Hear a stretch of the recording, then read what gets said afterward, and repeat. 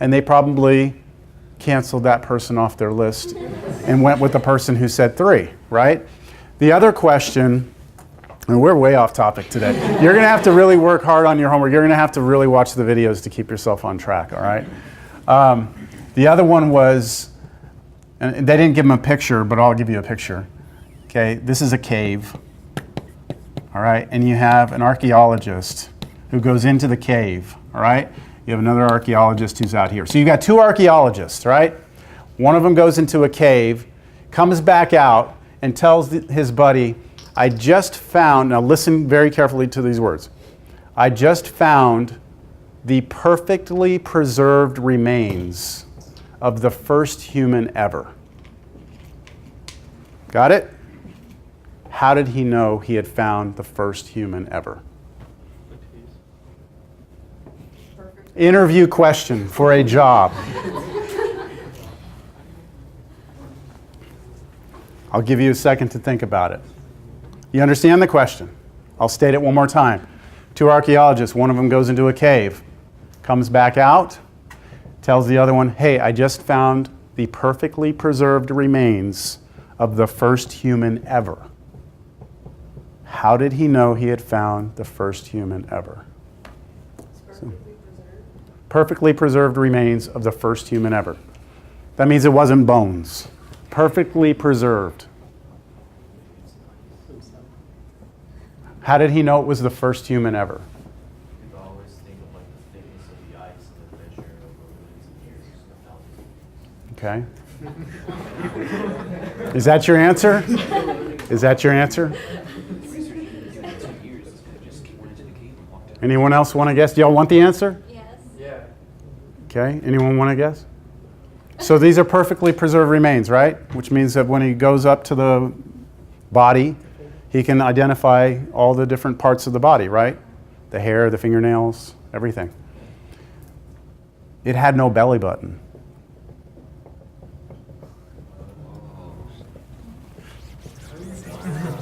That's the answer they wanted. It had no belly button. You only have belly button because you're born, right? You were attached to an umbilical cord, which was connected to your mom. Without that umbilical cord, right? Like if you don't have a belly button, you didn't have a cord, which means you weren't born, which means you were the first one. Yes? How do they expect you to think of something so obscure like that? Engineering. I didn't make these questions up. My brother answered those questions. And he said that if it was what do you call it? If they wanted the religious answer, then it was missing a rib. So he gave 2 answers. He gave no belly button or missing a rib. Just to get that in there also. Okay, but so you're asking, why are we doing this? We're training our brains to think in a way, like you said, like obscure, right? This is not obscure to somebody who's thought critically for the past 6 years of their life about a lot of things, You just think about everything from a different point. So I think you have to build up to that. Now, whether or not taking a derivative gets you there, no, it's all the courses you take. It's everything that you do. The holistic thing turns you into a certain type of person, that you just think that way, right? Okay. At least that's what the company wanted. They wanted him to think that way. All right, let's go.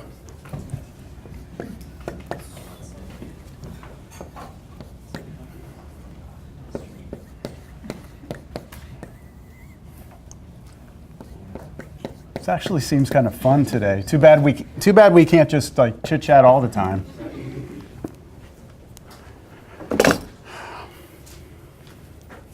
Good news, this is all we have to do today is chain rule, but I was really hoping to get more examples in.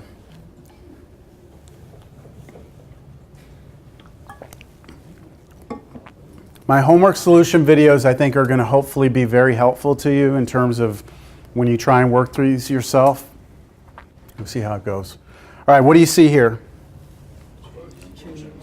You see a quotient, right? But that quotient lives inside of something to the 4th power. So the outer thing happening here is a chain rule, isn't it? Okay. So I think I can use that cloth. I think it's big enough for this. I'll use the blue one, kind of blackish blue, purplish black. Got that to the 4th power, right? Okay. So the derivative of this should be 4, and then everything there, right, to the 3rd power.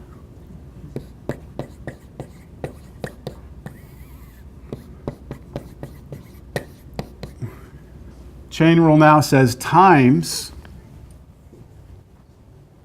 the derivative of the tau, right? But that is a quotient. And I need to use the quotient rule for that then. So let me write down what the quotient is. Here's the thing I need to take the derivative of.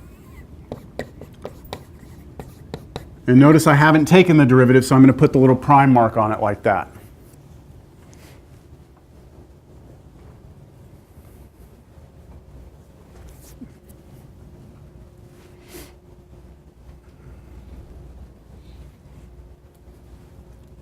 Y'all ready for this? Do this on the side. Scratch work. I want to take the derivative of this.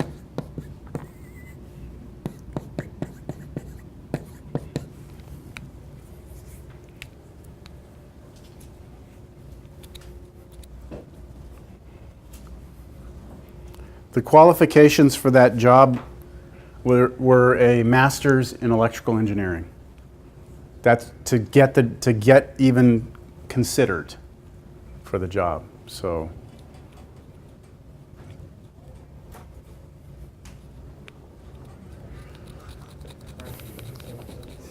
what do you think? What am I going to do here? Yeah, this is F over G, right? So we need to do F prime G minus G prime F all over G squared. That's what I need to compute now, right? Now, when I go to do that, I'm going to have to take derivative of F and the derivative of G at some point. Are you going to be able to handle those without having to do more scratch work? Like imagine if that was another product right there. You might have to actually do that somewhere else. But it's not. I can take derivative of this, I think, pretty clean. We'll see. And this one, I should be able to. So let's start. I'm about to do F prime G minus G prime F all over G squared, right? That's what I'm about to do? Okay, so what is F prime? What is the derivative of this? So derivative of that, 0 minus, okay, negative sine 2x.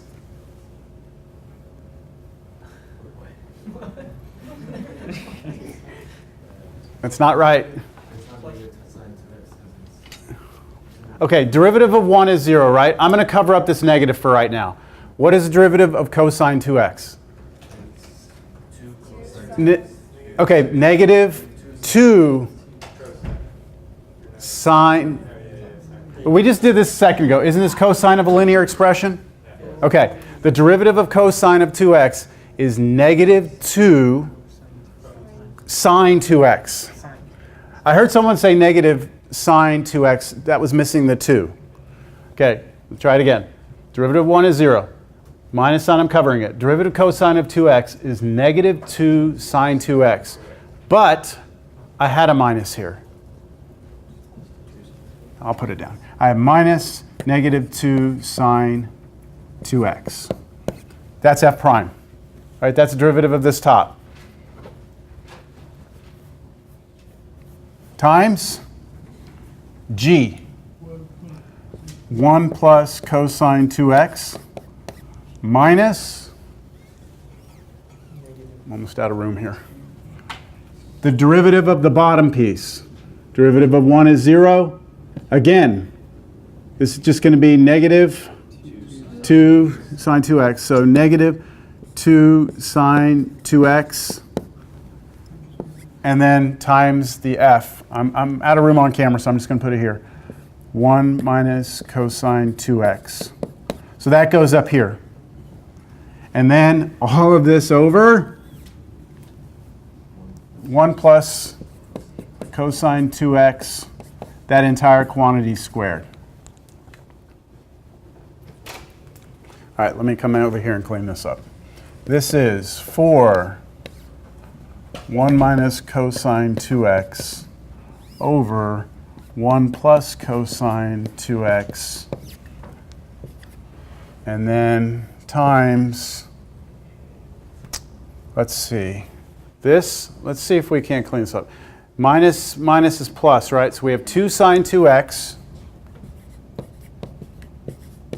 then in parentheses, 1 plus cosine 2x, and then I have minus minus, so plus again, 2 sine 2x, and then the other parenthesis, 1 minus cosine 2x, and then all of that over 1 plus cosine 2x squared. Questions? Comments? Concerns? Complaints? Distribute. Yeah, we should probably try and distribute. Distribute this here and here. Distribute this here and here. Do y'all see what's going to happen? When I do this to this, and this to this, that second multiplication, 2 sine 2x times cosine 2x, aren't I going to get the same thing on that multiplication but negative? This is going to be 2 sine 2x minus, right, multiplied by negative. So those are going to cancel. So I'm going to cheat. I'm going to just erase this. So I'm back up to this one now, okay? Times, you tell me, what is that? 2 sine 2x here, and then I have another 2 sine 2x here, and I'm adding them. So that's 4 sine 2x. And I said that when you do this one times that one, and this one times that one, this one will be positive, this will be negative, and they'll kill each other off, won't they? Okay. And that's all over 1 plus cosine 2x quantity squared. I'd say we're there. The only thing that I would maybe do is just take that 4, and since this is multiplication, slide the 4 out here and make that a 16. That'd probably be the only other thing I would do.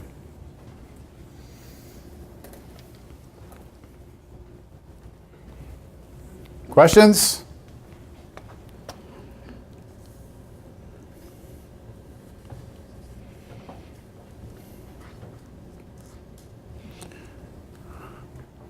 Does it seem already to you that the variation in types of problems that you're going to see is going to be pretty wide spectrum? So when you're doing the homework, it's not going to be like you're going to be able to come back and be like, oh, he did that problem in class. Or every problem is so different that you really have to understand what's going on. And this takes time, practice, everything else, like everything else. How about this one? Root of x plus root of x plus root of x.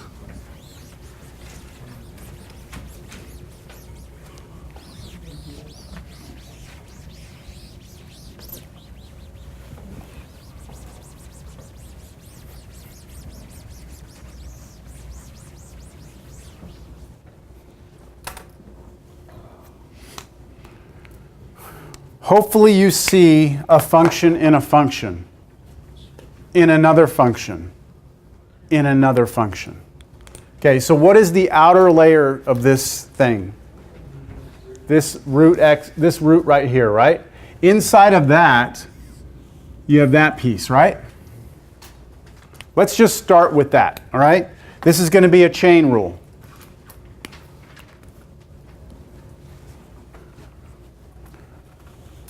All of this in here is this dirty rag. I have the derivative of the square root of a dirty rag. What is the derivative of the square root of a dirty rag? 1 over 2 roots of the dirty rag. So it's 1 over 2 root of everything that was there, which is x plus root x plus root x. Do y'all see that? all I have done now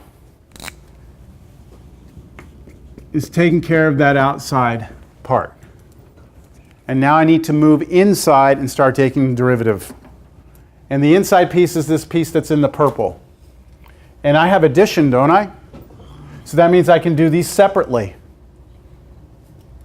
So what is derivative of x? 1. So I need to tack onto this, times, because it's chain rule. Parenthesis, because I'm going to have more than one term. 1 plus, right? Now, what we're trying to do is take the derivative of this root, right? The root of that eraser. What's the derivative of the root of that eraser? 1 over 2 roots of the eraser. 1 over 2 roots of the eraser. What was the eraser?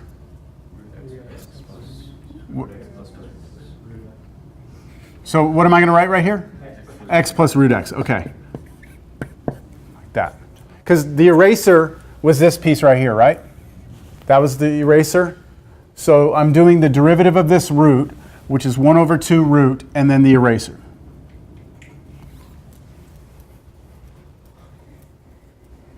Am I done, though? What do I need to do right now? Close it. Am I closing this? Am I closing this?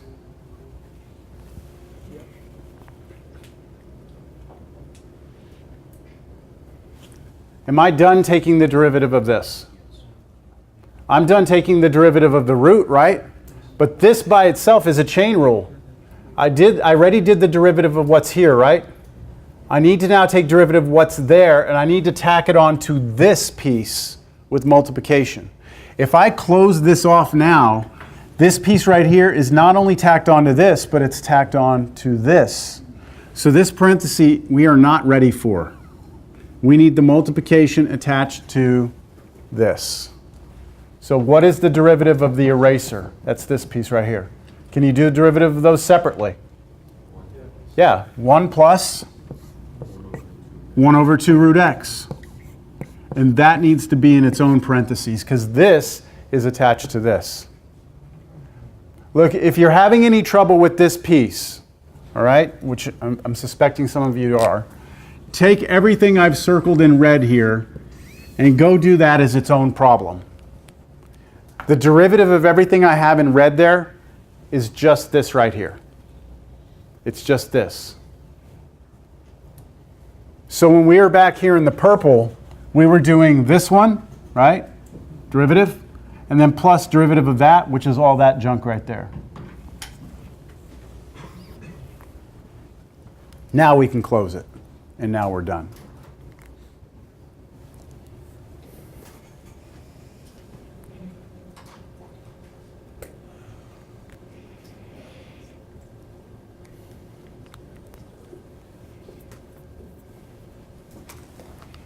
I think we can do maybe one more.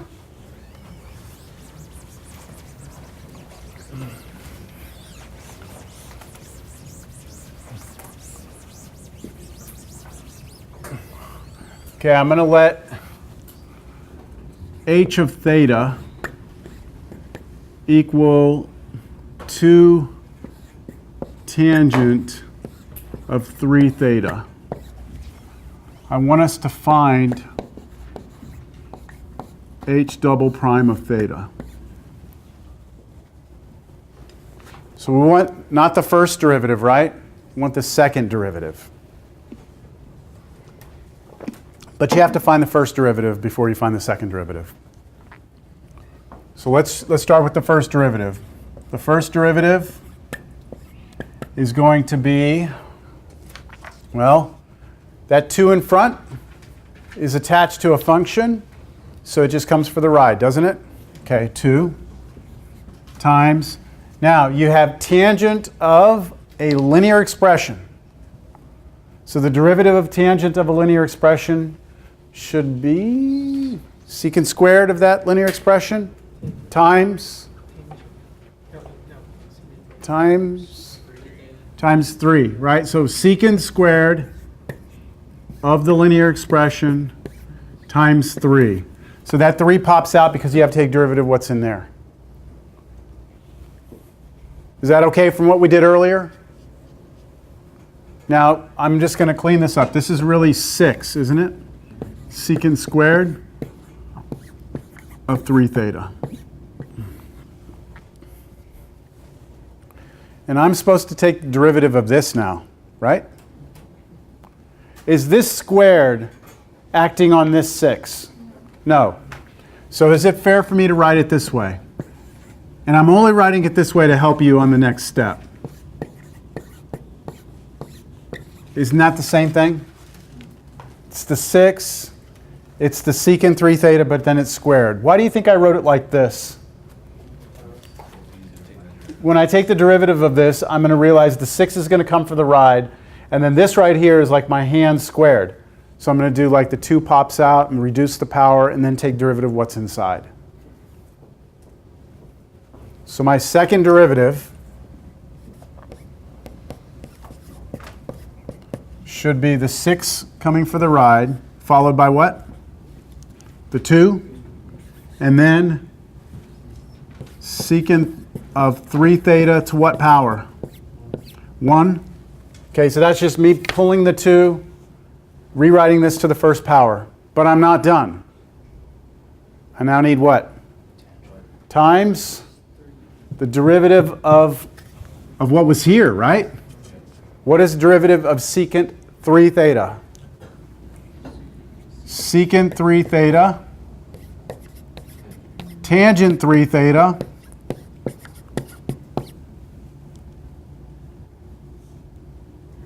times 3. Good. Times 3. Where did that times 3 come from? You have to take the derivative of the 3 theta also at the end. So that'll give me a final result here. Oh, this is a 1, not a prime. Just make sure you realize that's a 1. I'm not saying that that's the derivative. Okay, let's get all our constants out front. We have 12 times 3. Sorry, 36. And then, don't I have 2 secant 3 thetas multiplied together, so I can do secant squared 3 theta and then tangent 3 theta, or tangent 3 theta. That's your second derivative.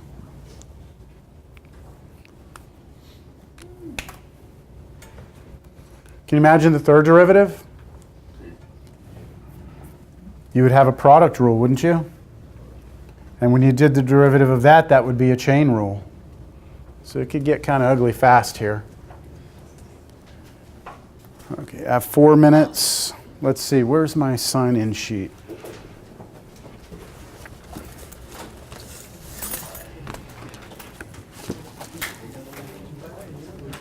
I've updated the grades in Canvas.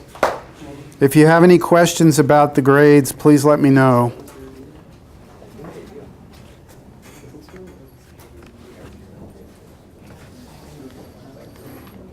Okay. I'm going to put one last problem up on the board because I still have, what, 3 minutes?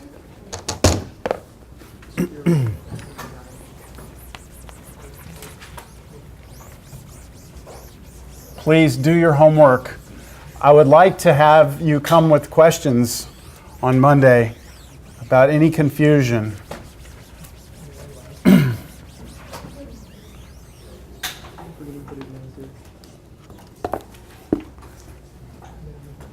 We've kind of reached a point now where we might have some people falling off the bus here, all right? I don't want that to happen. You've got to work hard at this in practice, all right? Okay, so you see that there? I want us to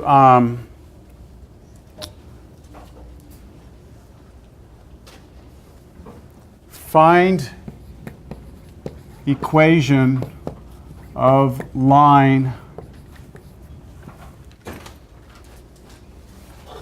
tangent to this curve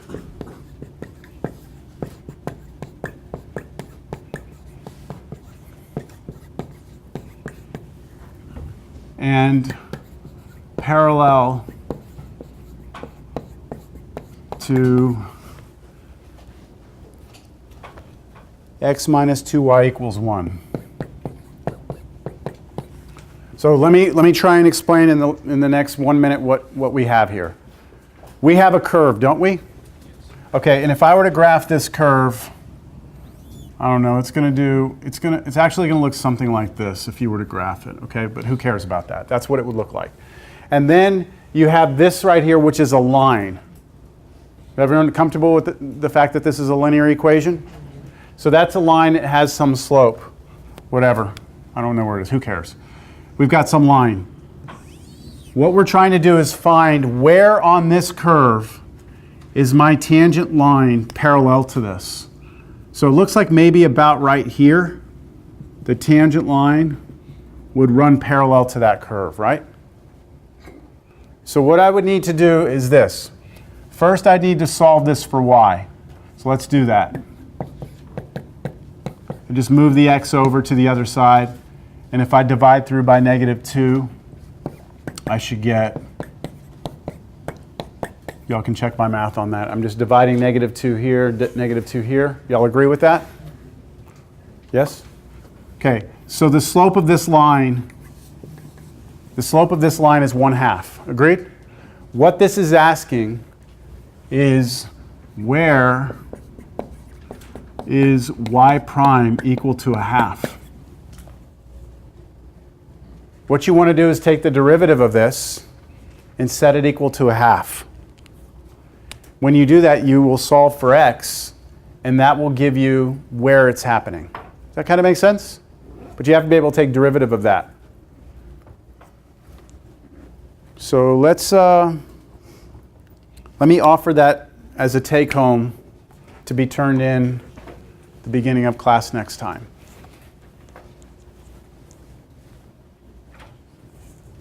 Anyone have a question over what's being asked? You're supposed to make sure you find the equation of this line. So you're going to figure out where the slope is, but you also actually have to find the equation of that line.